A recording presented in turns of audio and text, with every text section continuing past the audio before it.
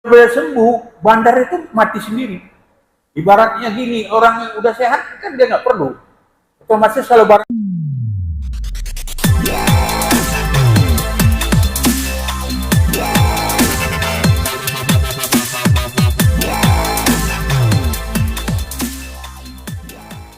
Merujuk pada Undang-Undang Nomor 35 Tahun 2009 tentang Narkotika, Pasal 54 menyatakan, pecandu narkotika dan korban penyalahgunaan narkotika wajib menjalani rehabilitasi medis dan sosial. Rehabilitasi medis yakni terkait pengobatan dan pemulihan kesehatan, sedangkan rehabilitasi sosial terkait pemulihan sosial dan mental pecandu narkoba. Lalu pada pasal 55 menyebutkan, permohonan rehabilitasi ini dilaporkan oleh si pecandu atau keluarga ke lembaga rehabilitasi medis dan sosial. Sedangkan untuk pecandu narkoba di bawah umur, dilaporkan oleh walinya. Wajib lapor itu bisa dilakukan secara online, di website BNN. Lalu bagaimana bagi pecandu yang tertangkap aparat? Bagaimana penyelidikan apakah murni pecandu, atau memang terkait sindikat? Praktisi hukum, John Matias, selaku kuasa hukum Amar Zoni, akan menjelaskan bagaimana penanganan baiknya pencandu narkoba, direhabilitasi atau dipenjara. pengalaman kita dari sidang Amar Zoni ini juga yang sangat kita lihat banyak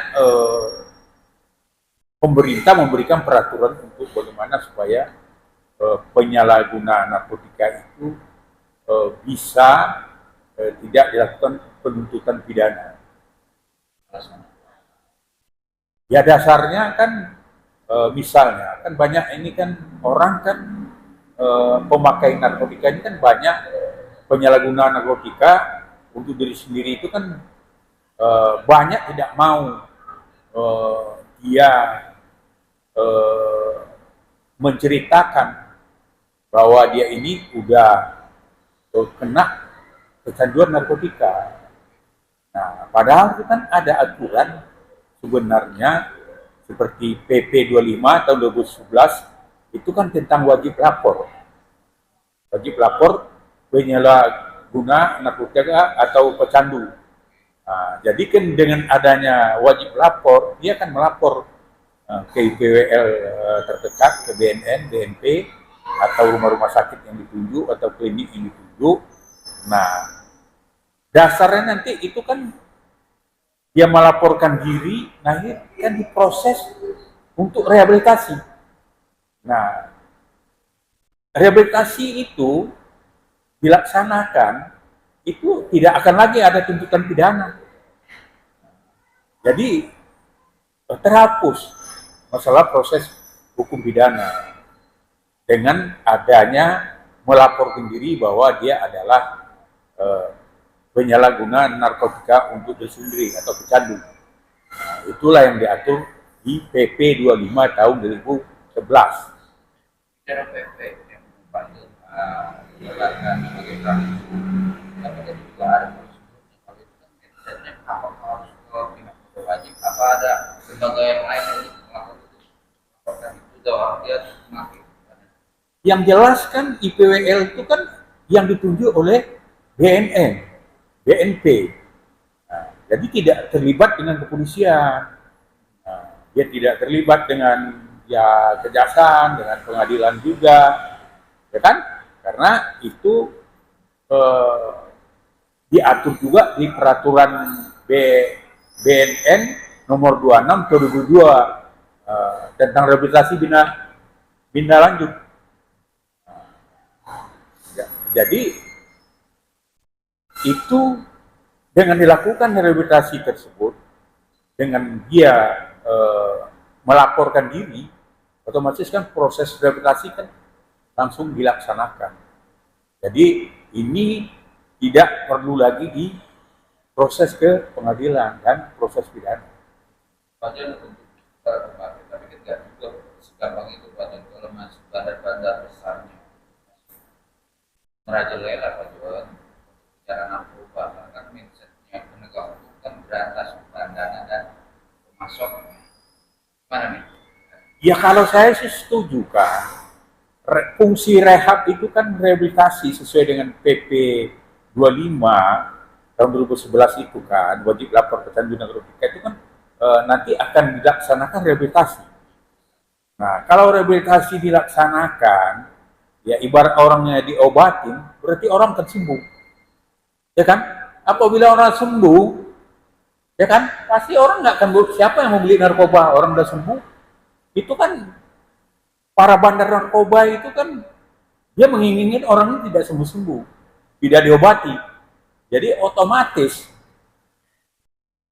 ya kebutuhan makin meningkat.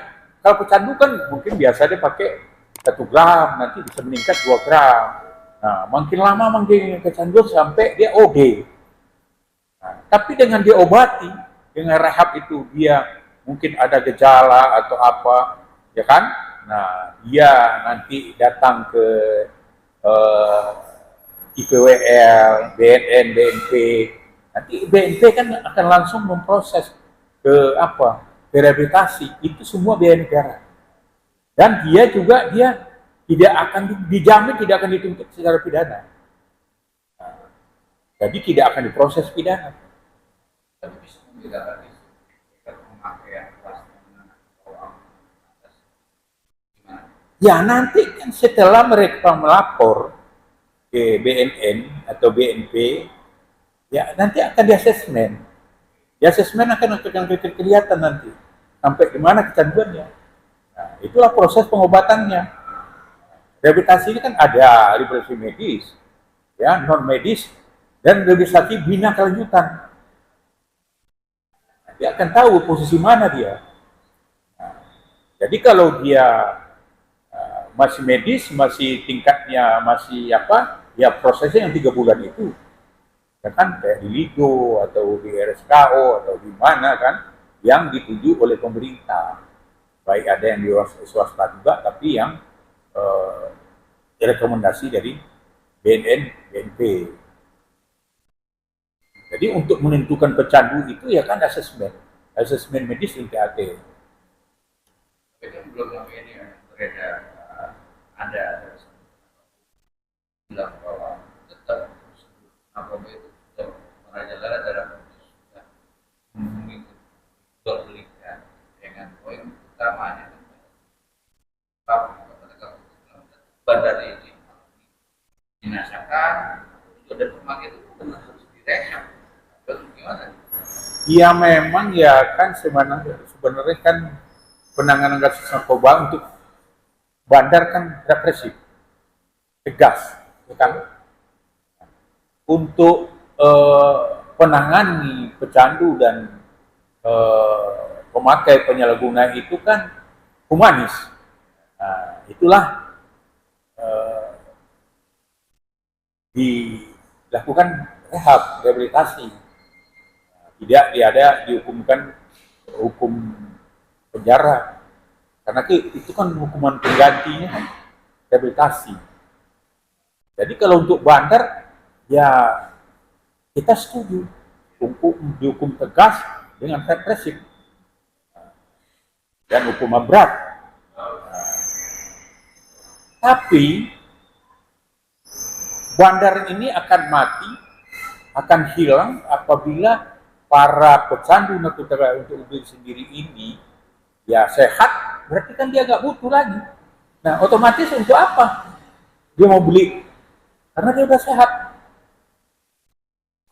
Jadi itulah sebenarnya kan kenapa kita tengok ya di Belanda, di Amerika, di luar negeri itu kan semua para pecandu penyalahgunaan narkotika untuk diri sendiri itu nggak ada yang dihukum, nggak ada yang dipenjara. Mereka direhabilitasi, diobatin. Nah, kalau kita kan enggak,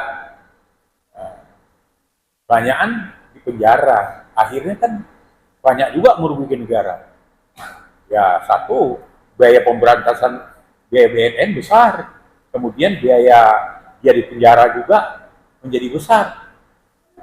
Padahal ini tidak menyelesaikan masalah dengan dia dipenjarakan, akhirnya dia kan bergaul dengan penjahat. Contoh kasus Amar. Amar ini kan yang kedua kali kan satu kamar dengan penjahat. Nah, ya kan yang Akri itu. Ternyata Akri ini kan ya pernah ya dia yang berhubungan dengan orang narkoba, dengan ya indikasinya orang jahat lah. Ya kan akhirnya kan coba kalau dulu Amar direhabilitasi tidak perlu dipenjarakan. kan nggak akan terjadi. Dia bisa bergaul dengan penjahat. Nah ini kan sebenarnya kan ya ini kan lagi Menteri Hukum dan HAM kan lagi mempelajari juga, bisa-bisa juga mungkin undang-undang narkotika ini nanti akan ada revisi, ya. Karena apa? Karena kan tengok penjara sekarang melebihi kapasitas, itu boleh dikatakan 70% adalah penyalahguna narkotika. Jadi dengan nanti ya semua para pecandu narkotika ini dia direhab, ya otomatis kan banyak yang akan kejahatan narkotika minimal pasti akan berkurang sangat drastis. Kemudian juga para bandar juga akan menjadi bangkrut.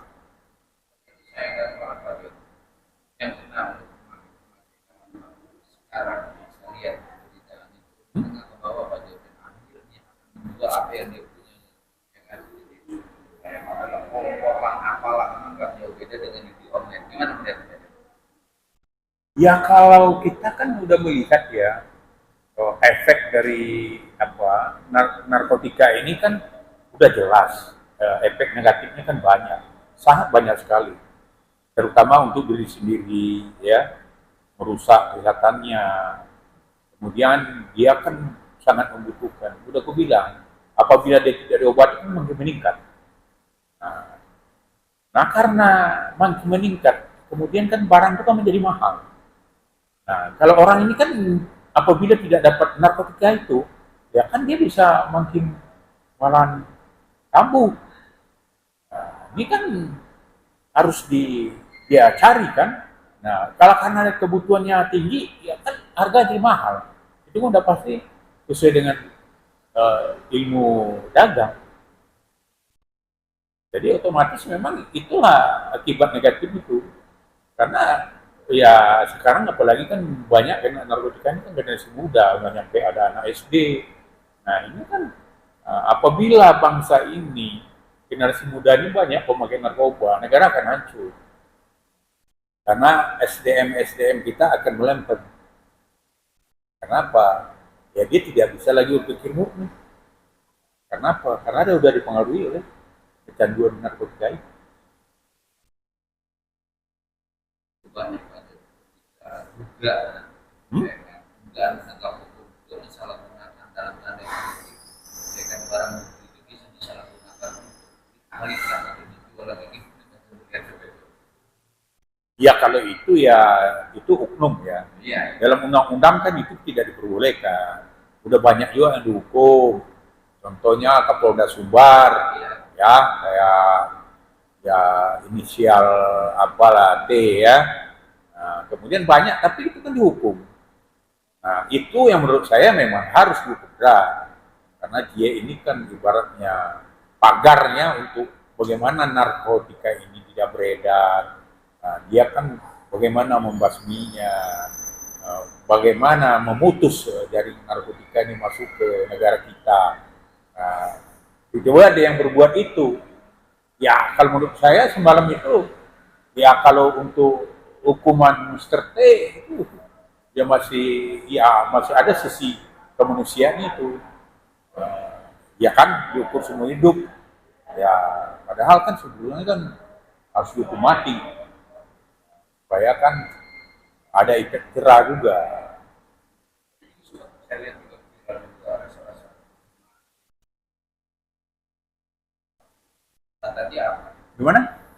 saya lihat juga ada salah satunya anak muda digerebek ya kan itu berdebat bahwa ini tidak ada hukumnya dan boleh dipakai itu sejenis ganja kata-kata ini barang bukan barang ya, sejenis apa gitu ini alam gimana nih Ya kan kalau namanya perbuatan melawan hukum itu kan harus ada aturannya. Kalau aturannya tidak ada ya orang tidak boleh dihukum.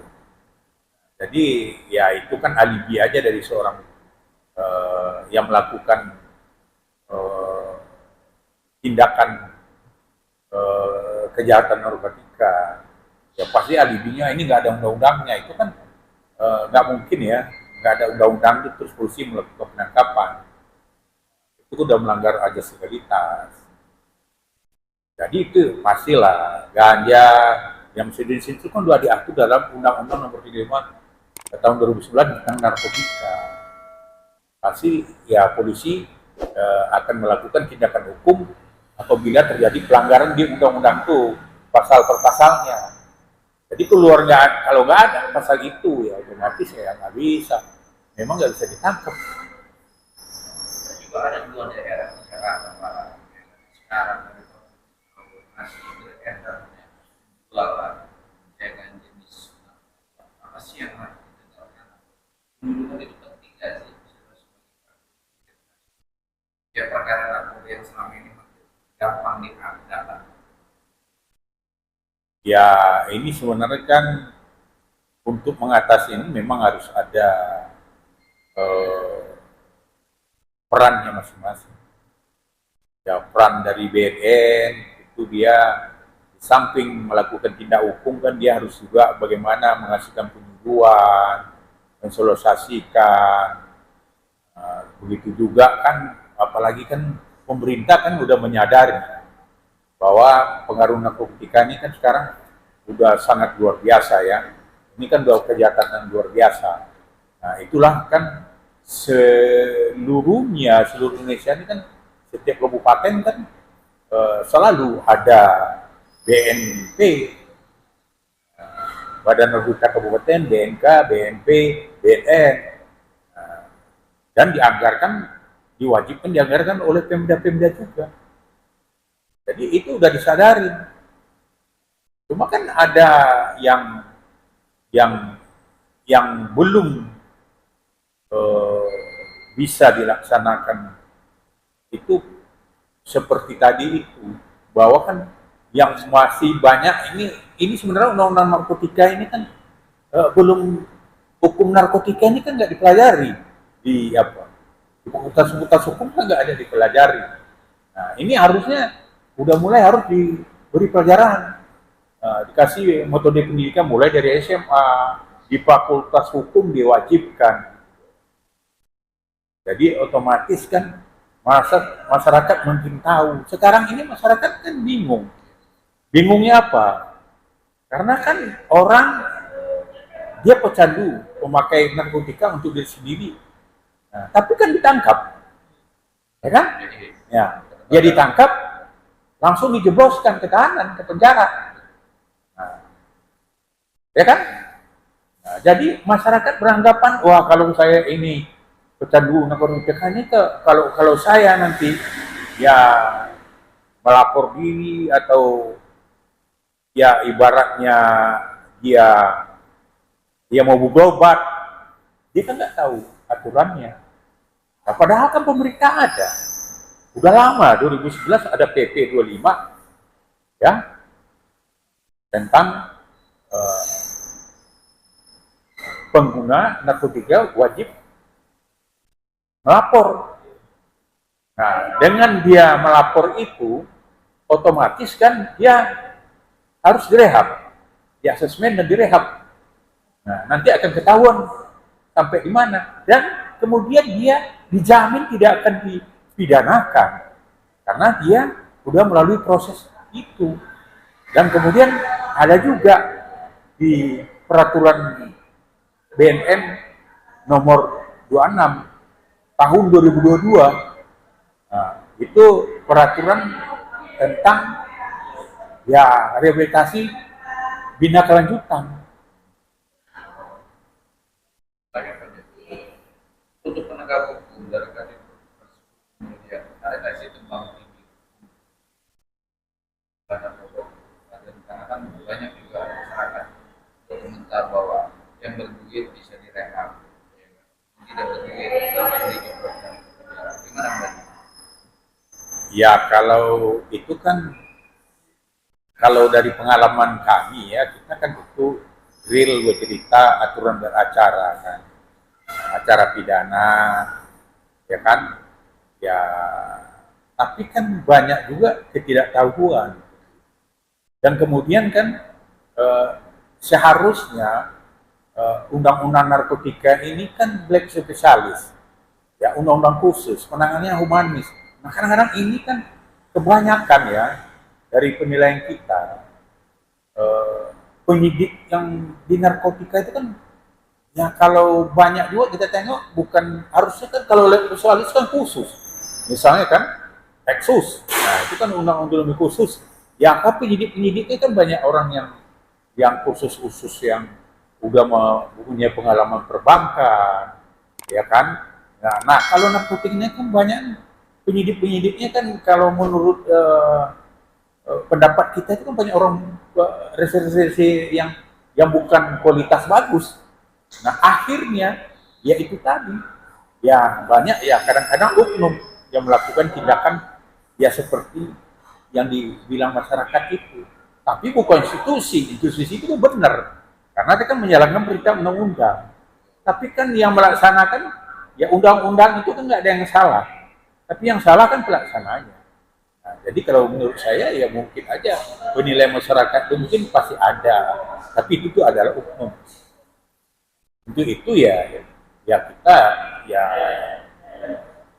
minta juga ke Pak Kapolri ya supaya para satuan narkotika ini yang benar-benar diperdalam lah tentang Undang-Undang nomor 35 ya tahun 2009 tentang narkotika itu benar-benar dipahaminya bahwa undang-undang ini undang-undang spesialis yang penanganannya humanis.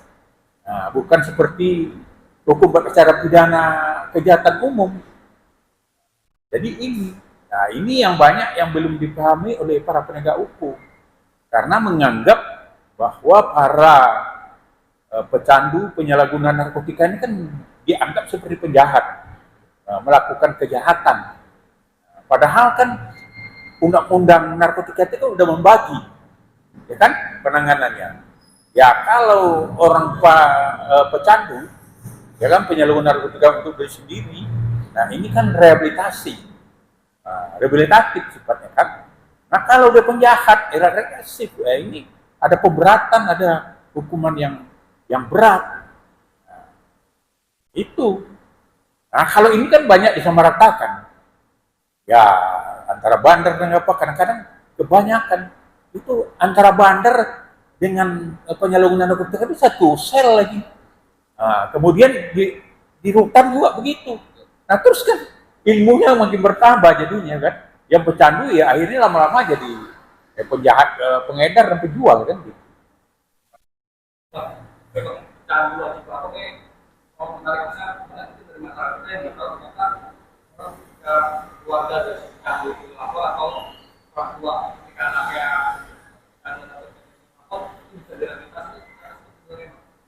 Jadi kan kalau kita tengok dari PP 25 tahun 2011 tentang pecandu penyalahgunaan narkotika kan wajib lapor, PIPWL namanya. Nah, itu boleh dengan keluarganya, boleh didampingi oleh mungkin kalau dia merasa takut nanti dikriminalisasi, ya kan bisa pakai pengacaranya atau dengan mungkin didampingi oleh RW-nya, RT-nya. Nah, bisa juga didampingi oleh gurunya, apanya. Karena dengan itu kan otomatis kan ya dia akan begitu dia udah melapor dan pasti dia akan di-assessment. Dan otomatis kan dia dijamin tidak akan dilakukan proses pidana. Nah, ini masyarakat yang itulah saya setelah mendalami kan udah beberapa kali saya menangani narkotika. Ini masyarakat yang tahu karena gini, masyarakat beranggapan kalau mau lapor pasti nanti dikriminalisasi, nanti diperiksa, dipidana, ya yang banyak ya indikasi dibuat-buat. Nah, padahal aturan jelas di situ. Kemudian ada yang terbaru juga PP peraturan BNN nomor 26 tentang bina lanjut, rehabilitasi bina lanjut.